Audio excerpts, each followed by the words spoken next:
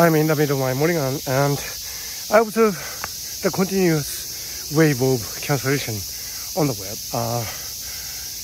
This culture of criticizing somebody, which is really great. I think, criticism is really wonderful.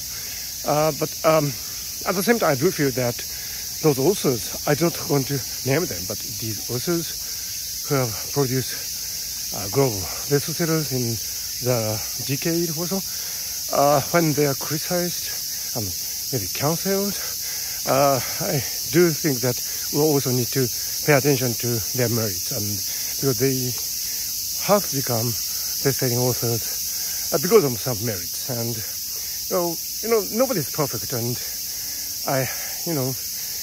it's always the case that a defect is tightly coupled with the merits, and an author might be quite attractive just because he or she has some shortcomings. And when there's dishonesty involved, maybe that's a problem.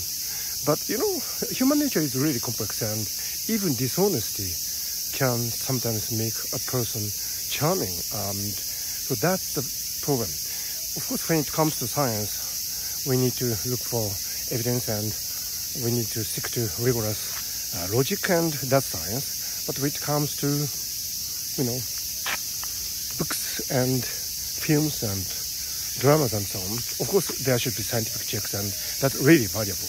But at the same time, we have human dimensions, and I think we need to take into account human dimensions as well when we fact check some authors. And whom I'm talking about, don't you?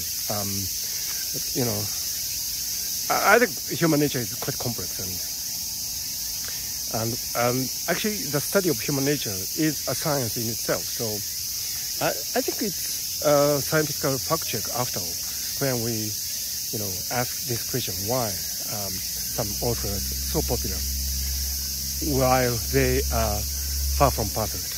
I think that's decent field of science. But anyway, with that thought, I keep my morning run.